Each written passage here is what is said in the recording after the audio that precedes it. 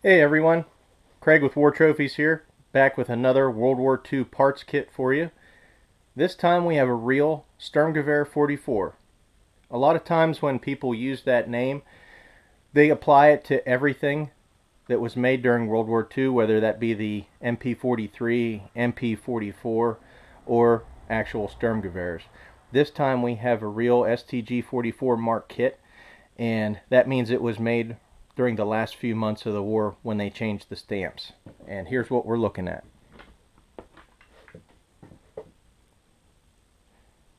Now sometimes these were stamped MP43 or MP44 and then the STG was stamped over top of that.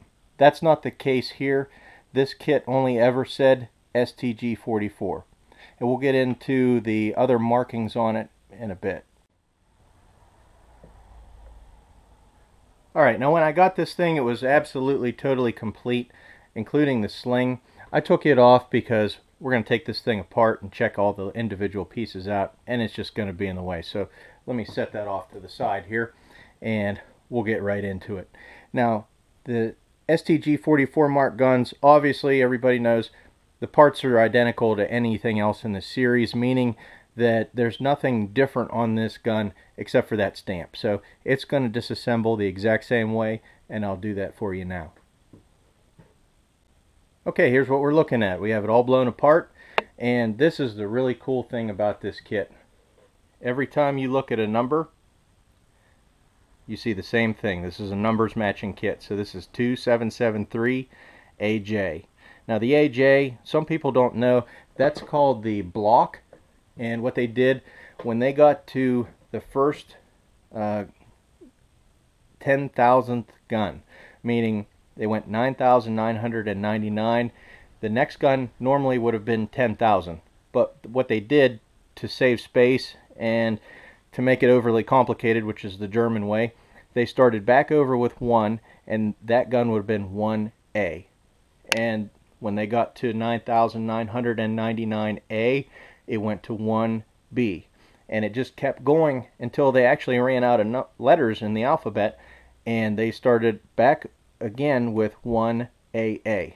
So when they got up to AJ, they were late in the war, and it was time to start with the StG44 stamp.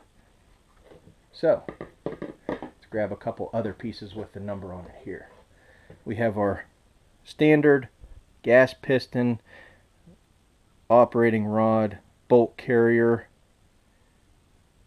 but we have that familiar 2773. Now on some of the parts you won't have the letters, so here we just have the numbers 2773.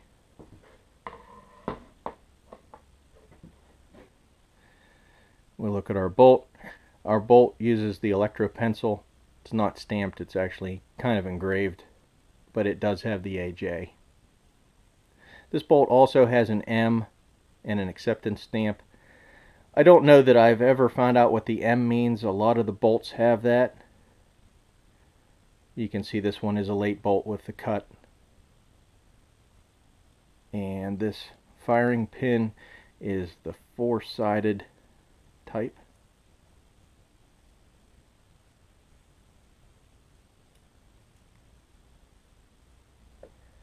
Notice the finish on these things. This is what I would call bare. It may have a clear finish on it, but there's no bluing on the gas piston, which is normal, and the caulking handle, I don't see any remains of finish on it either. So this is how this was originally. It's probably bare. As hard as this metal is, I wouldn't be surprised that it's bare and there's no deterioration. Okay, we'll get this big piece up here.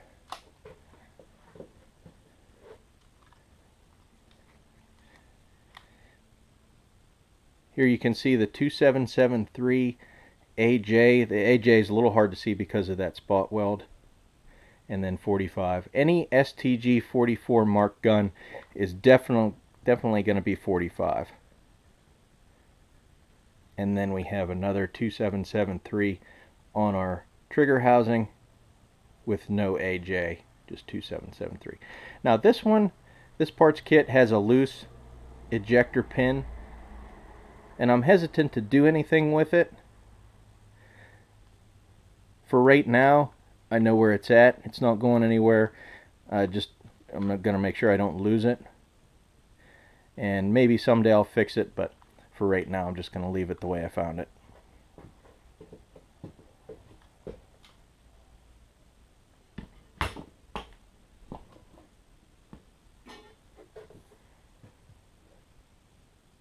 Some of the cool features on this gun are what I would call very, very late features, and I'll show you one of those here on the stock.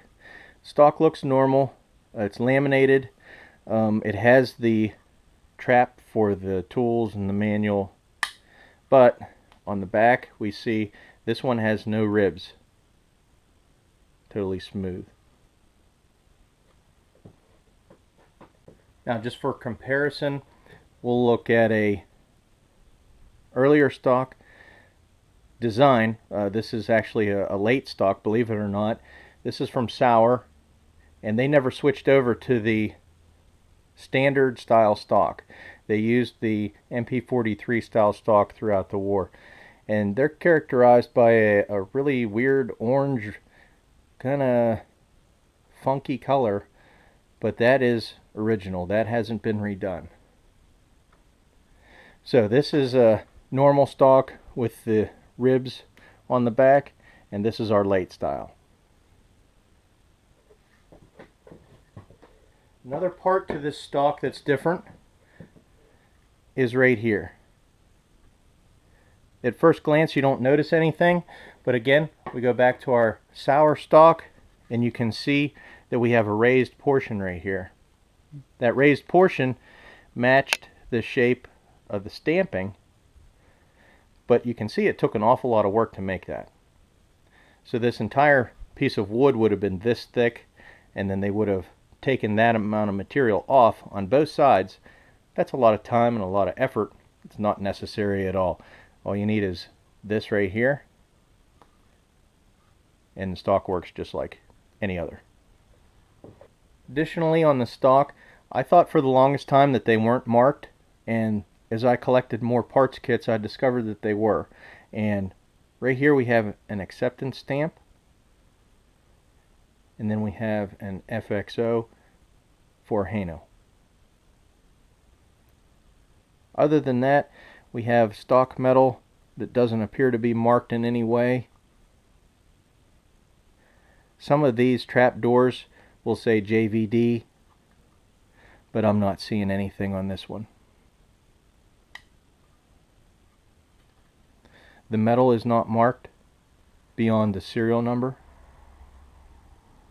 and it looks completely standard. There's nothing different about this stamping back here.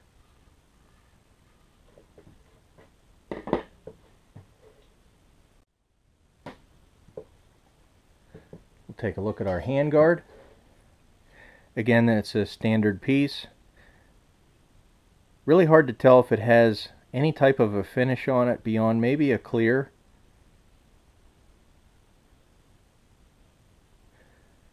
Now, handguards were made differently, probably depending on the original stamping dies. Some of them have 5 holes. This one has 4 on each row, except for back here. So sometimes you'll find 5 in each row, sometimes it'll alternate, and this one's kind of strange because it's got 4, 4, 4, 4, and then 5. And this one's marked AQR, like most of the ones you'll come across. One thing we didn't look at on the bolt carrier, I didn't point out the FXO for Haynel. Looks like we have a blued pin for our plunger. Not quite sure how they'd have done that. The plunger itself is not finished. It seems to be the exact same as everything else here. Not a lot of wear on these pieces. You can tell this gun was used, but doesn't look like it was used very much.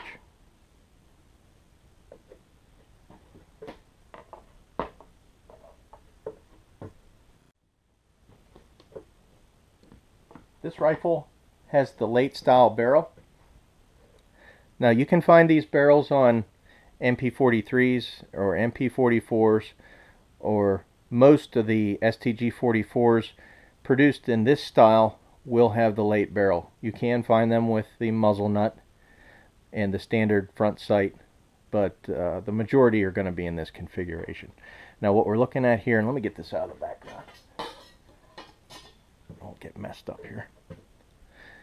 We can see that the front sight is different from normal. We only have one pin. There's no reason to have a second pin because there's no plunger for the muzzle nut.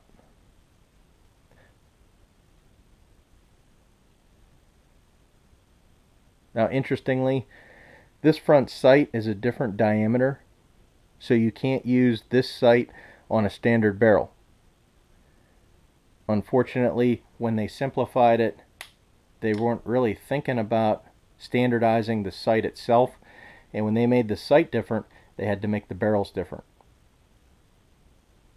One other really neat thing about this kit is the trigger housing. And let me get it up in front of the camera here. It looks the same as the other ones, but you'll notice the pins are different. This one looks kind of mashed or squashed, but they're made with a 3-punch deal, and that is totally different from our standard setup, which would be like this: a normal pin that's just pressed on both sides.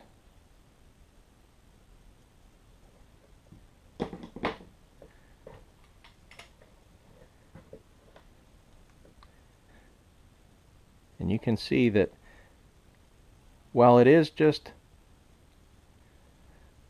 that normal kind of pin, we have that, it's almost like a washer underneath with the 3 pressings. So after I discovered that, I got to investigating and discovered this. What is up with that? I had never seen one of these before. I got this kit. And what we're looking at here is this part of the stamping, and that looks completely different from what we would consider to be a normal MP44 trigger housing.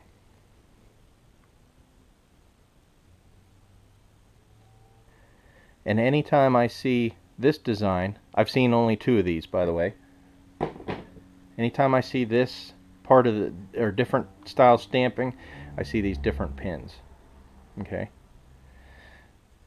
The only other trigger housing like this that I've seen was on a very late 1945 Sauer parts kit. It was also matching. That's where I got this stock from. Unfortunately, that parts kit was built into a post sample. The guy did not like this orange stock, didn't care that it was original to the gun, believe it or not, and just wanted me to put a brand new stock on it. That also kept his American parts count up. You know, whether he needed to do that for machine gun or not, I really don't care, but I think I would have kept this with the gun at least.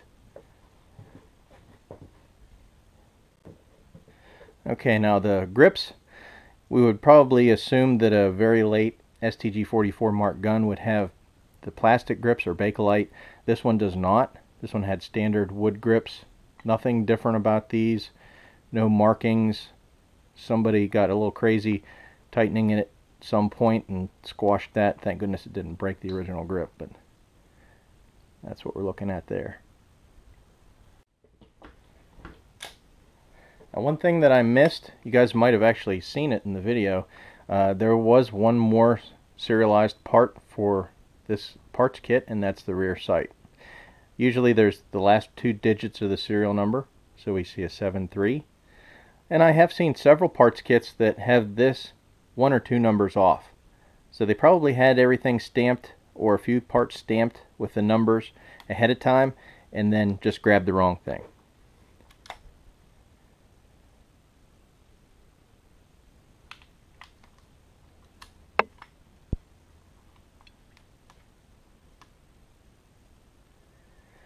And now we'll check out the codes on the bottom. This is a Mauser receiver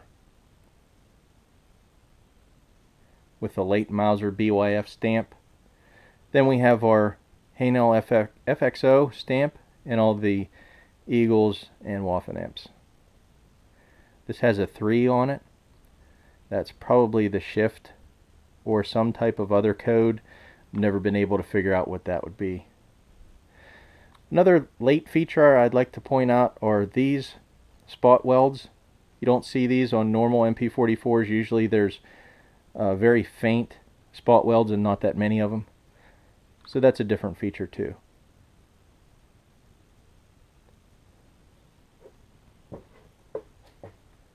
Okay everyone, that's it on this kit. Appreciate you tuning in again. Love these MP44s and StG44s and MP43s and everything else associated with the Sturmgewehrs. I will have several more of these matching number MP44 kits for you. I know everybody loves to see that kind of stuff, and I like to share my things and let everybody see them. So let me know if you have any requests. I do have several other World War II parts kits that I'd like to feature. Just don't know what I want to do first. But again, thanks for tuning in. See ya.